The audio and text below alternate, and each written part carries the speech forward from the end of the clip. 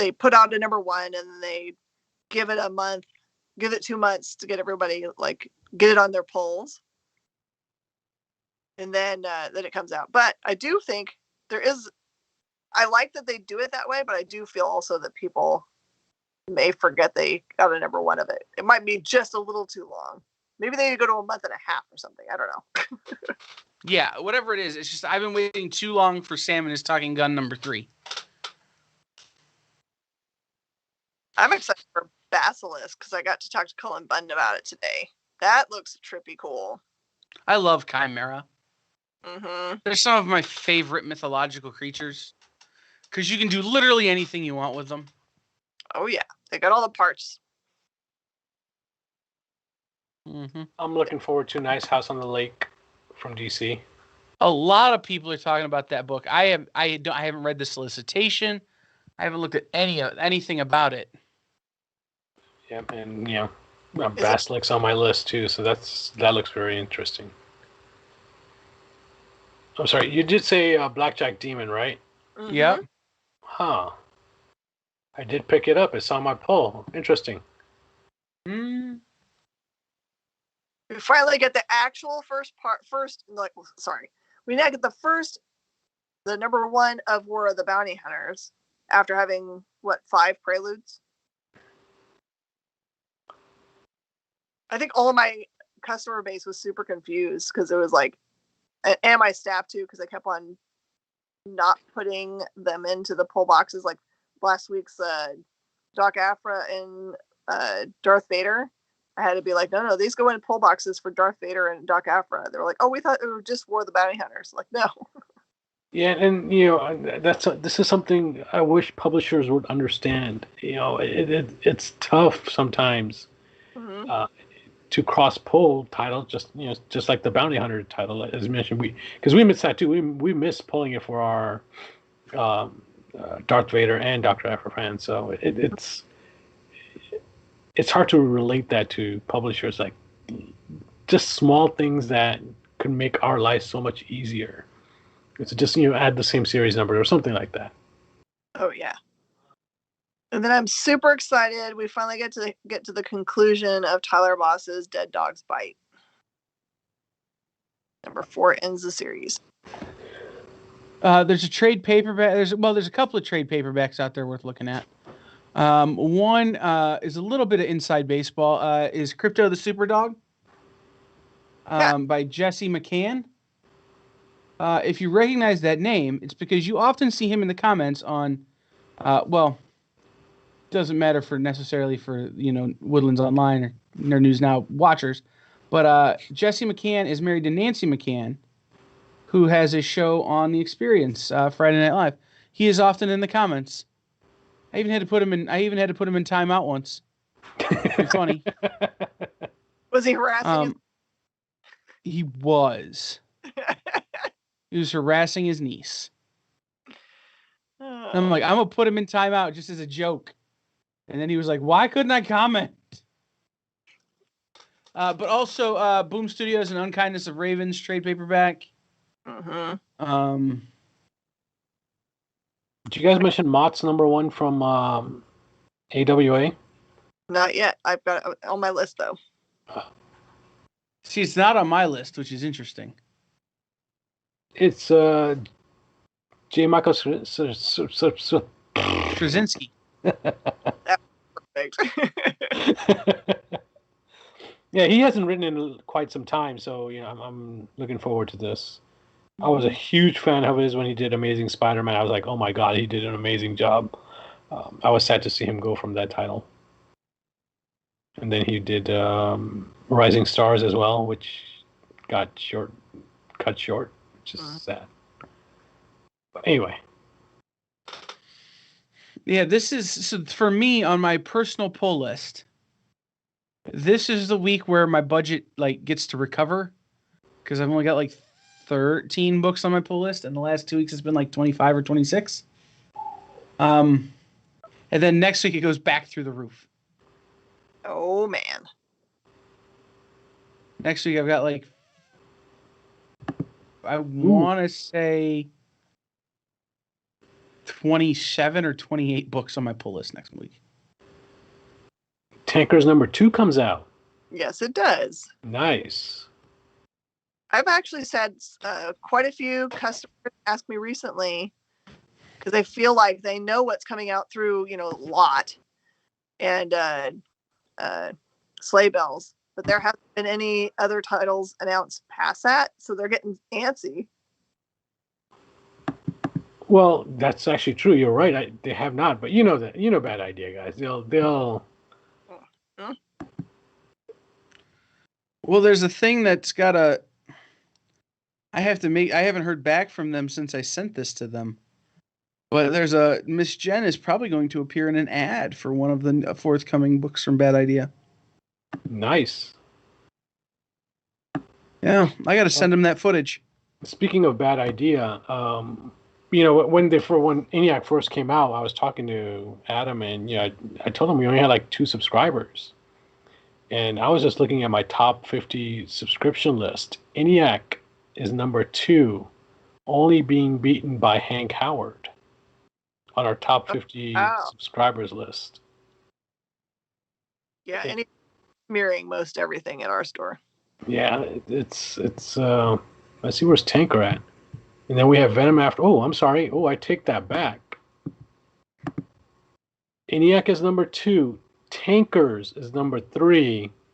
Venom is number 4. Strange Academy is number 5. Wow. Bad Idea needs to be very proud. They've taken the top 3 spots for him. Yeah. Absolutely. Yeah, I've been very happy with the way it's worked out for me. But of course, I'm a little bit crazy, so I like the chaos of it. It's not boring. Correct. I agree with you.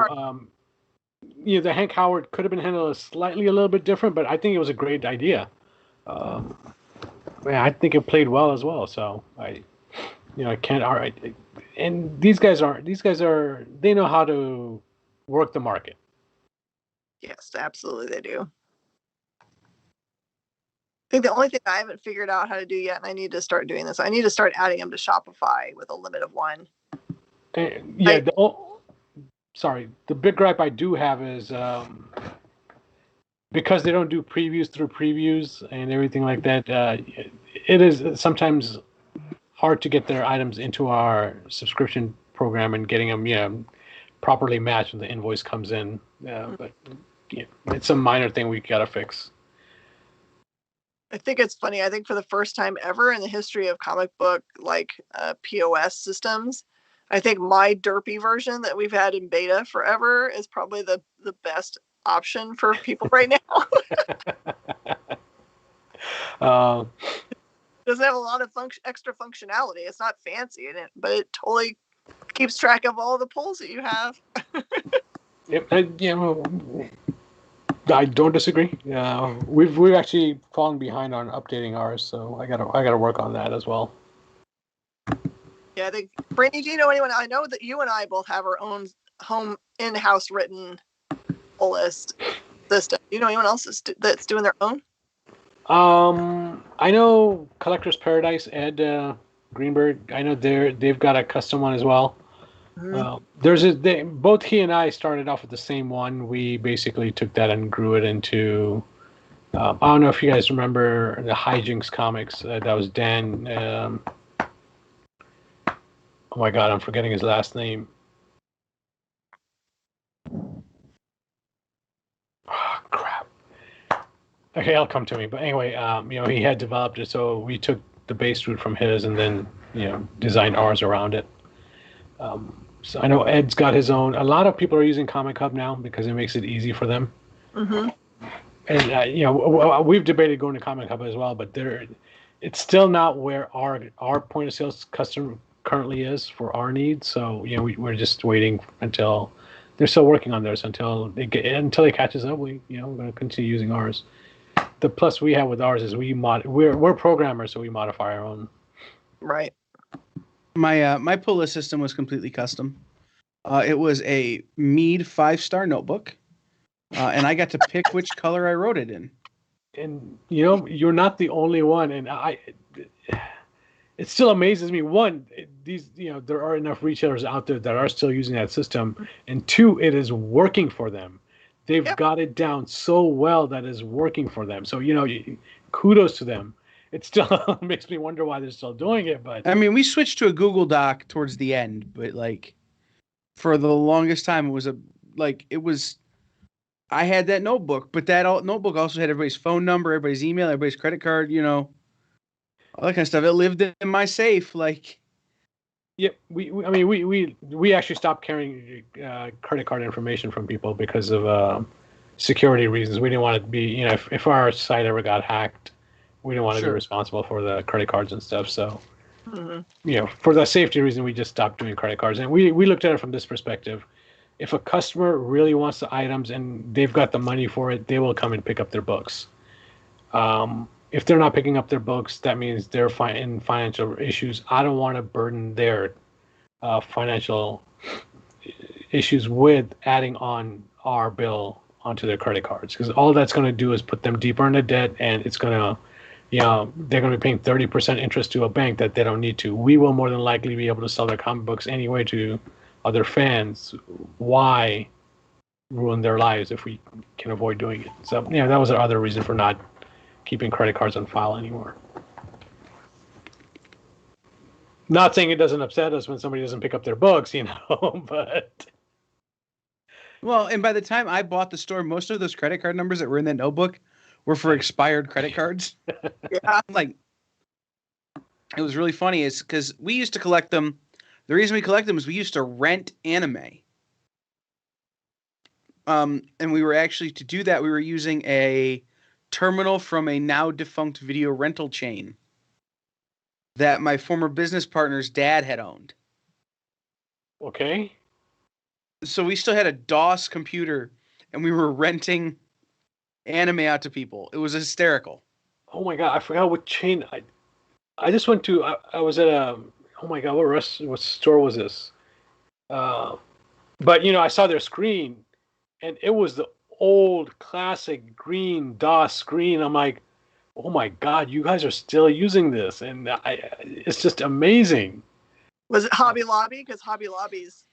No, it wasn't a hobby store. It was I can't remember what it was.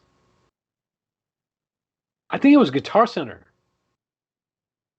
Yeah, theirs is Yeah, still yep. I think it was antiquated as Guitar hell. Center. Yeah, I went to go pick up my equipment. Yes, it was Guitar Center, and I was shocked. I'm like, wow. But anyway, hey, if it works, the old saying, if it's not broke, why fix it, right? At some point, you need to fix it. Yes, I do agree. There's a difference between fixing it and progressing. You don't have to fix something that's not broken, but you could still advance. You can still progress. You can still change. But anyway, we're going off topic from comic books, right? Yeah. So what else are we looking forward to? Let's see what else is on my list. Well, Maya Bialik started her run as guest host of Jeopardy this week or tonight. Ooh. Wow. Yeah. Look, why that? I used to be a huge fan of Jeopardy and Wheel of Fortune. It was like a religious thing to sit down and watch, and I broke away from that habit a few years ago, and I'm afraid to get back into it. I used to love watching game show. In fact, I kept my cable service going longer than I should have just because they had the Game Network. Yeah. And I would sit there and watch the Game Network.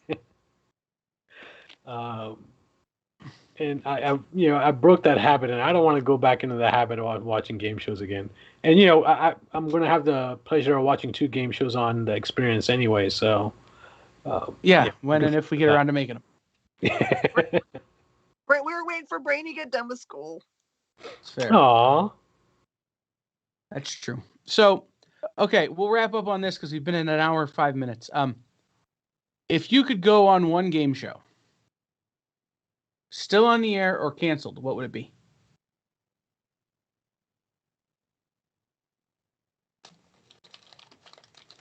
I don't know that I'd be any good at it, but I like the Press Your Luck one because I was going to say the same thing. Press your luck.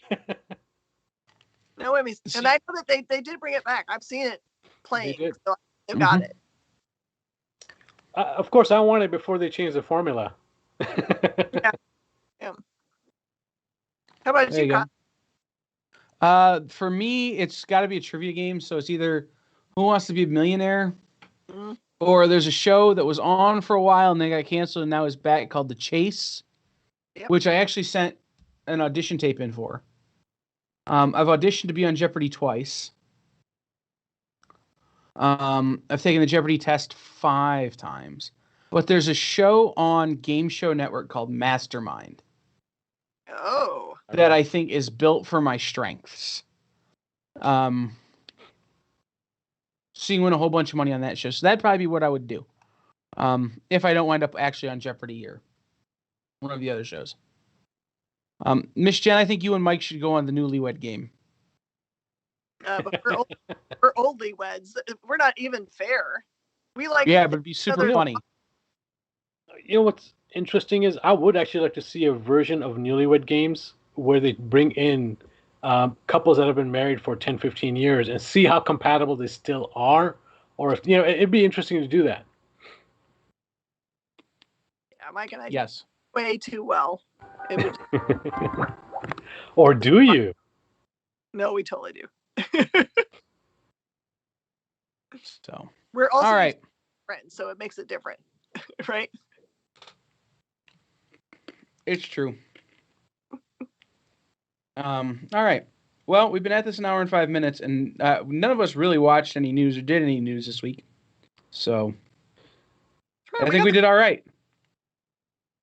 We did great. Anybody have anything they want to plug? This is not only a segment, but we should plug 2 games coming up in the experience. I'm just kidding. Brainy, I'll be on your show if you'll be on mine. I've already been on your show once, but I would gladly do your show again. But so every single time you play my game is completely different. So I've got a whole new scenario set up that you're probably smart enough to be able to handle. I'm not that smart. I've got an IQ of 63. Well, I'm gonna send this round specifically because it is a little more difficult. So this one's gonna be sidekicks and super like suits. So the premise is that all the main heroes in the world have disappeared, but they did leave their superpowered suits around. So sidekicks have to pick them up and wear them, and that's who's going to be in the battles. So and of course, none of them match each other in any way. But there's some cool super suits. There's a comic book like that as well. Oh my god, I forgot what it was called. It was an Image book. And it was just as bloody as Invincibles. Anyway, I'll remember it. Which one it is?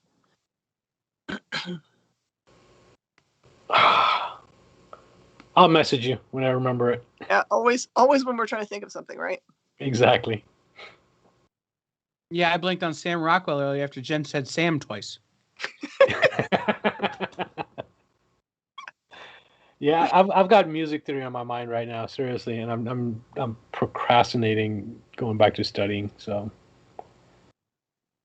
I miss being able to take music theory classes. I enjoyed them. I did until it started to stress me out. I had. You started to realize there was a test at the end? No, I mean I don't mind that. I think it's because I fell behind so much that it started stressing me out, and I just started getting to the point where like, oh my god, and until this weekend I'm just like, and I'm pretty sure a few of those assignments I just rushed over, and I'm probably going to get them wrong, but it is what it is. Mm-hmm. It's music theory. That's something you really got to pay attention to detail to. You know what I'm talking about, right, Kyle? Yep. It's why not everybody can be Billie Eilish, right? And I say that as a joke, but also as the truth. The theory behind Billie Eilish's music is so perfect and is so strong that it's why it's not replicable. Same with somebody like Post Malone. I can't stand Post Malone, but the theory is so tight that it's why nobody else can do it. Mm-hmm. And you know what's interesting is sometimes people don't realize that a sound that could be very simple to our ears is very complex when it comes down to the theory of it. And you know it's So on TikTok, Charlie Puth. I don't know if you know who Charlie Puth is. He had a hit, but he's the guy from the $5 footlong commercials where he's playing the keyboard. Okay. He is a musical genius, but he is taking to people will tag him in videos where he breaks down the song and why it gets stuck in your head. Like from a music theory standpoint, he does it in a minute.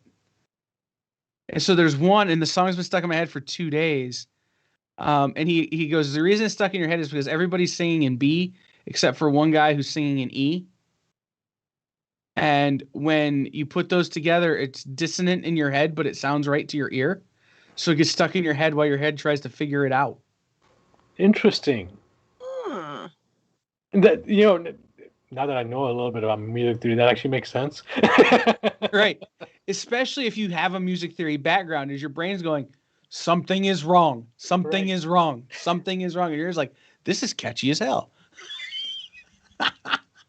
Your brain's going, I'm on fire. Stop it. And that is a formula for pop music as well. You know, that's what they do in pop music is they'll mess up at least enough. What's that? 4-chord songs and then harmonic dissonance. Yes. Mm-hmm. Brainy and I could really nerd out for another hour probably on this topic. I'm not as well versed in music theory as you are, but yeah, yes, he's right. Hey, I made a career on harmonic dissonance, man. That was my thing. Well, when you play harmonica, that's what you got to do. And I'm actually scared to go into music harmony. I'm just like, because you know it gets more complex. From music theory is very simple at the beginning, very simple. And once you get into harmony, it's like, oh my God, this is like learning like 10 different languages at the same time. Sorry, Miss Jem. I my apologies. Well, then wait till you get into you know, like the psychology of music theory, and you start spending time trying to think about how can I mess with people's equilibrium and make them feel dizzy while listening to music. And you know, and I can't believe I'm about to say this, but electronic music nowadays has gotten to the point where you can make music without having an ounce of music theory, and it's just it's somewhat sad, but it is it's you know, as much as people of my background at the time hated Owl City had more music theory than a lot of the stuff that's come, like had more solid musical background than a lot of the stuff that you're hearing now, especially in house and trance music. Yep. Because it's all just a programmed series of numbers. Exactly. And my cousin's a gifted pianist, and I can play. He can play. But to him, it's just numbers. And, you know, to me, it's feeling. It's like I go, so I show him like Tipatina, the Professor Longhair tune. And it's, you can't play it based on the numbers. It doesn't work. You got to play it based on the groove and the feel. And he could never do it. And I could sit down and do it. And it's one of those is you don't understand the difference until you think about the way people think about music. You know, if you think about music as it's 1, 2, 3, 4, 1, 2, 3, 4, and then assigning a value to each of those counts, you can play great music. Yes. But you never feel it. And feel is so important. Yeah, out of curiosity, are we still recording or are we just having a conversation here? We're still recording. I don't think we're live anymore because we lost Justin earlier. Oh, okay. Yeah, I thought we were just having a conversation here. Well, if we're going to stop, I've got to read the thing. Read the thing! Read the thing. We'll talk music. Because I gotta go eat food. Thank you for watching Nerd News Now, part of the Kingdom of Geekdom and Woodlands Online, sponsored by the Adventure Begins Comics and Games and Space Cadets Collection. Check out other shows on Woodlands Online like Music Cafe, The Adventure Begins Show, The Best You, Between the Trees Business Talk, Music Cafe, Taste Buds, and much more. You know, Music Cafe is in there twice. Is it on twice? Maybe you should find out. You can watch any of these shows by watching these shows on Woodlands Online or on KVQT HD21 over the air if you're in the right area. All of these shows available and more on Roku right now. Just search and add Woodlands Online TV to your streaming lineup. Now you can listen to our podcast show on Spotify, iTunes, iHeartRadio, Stitcher, Google Podcast, and Pandora. For Brainy and Jen, I have been the disembodied voice of Kyle. And this has been Nerd News Now. Peace. See you, everybody. Peace, guys.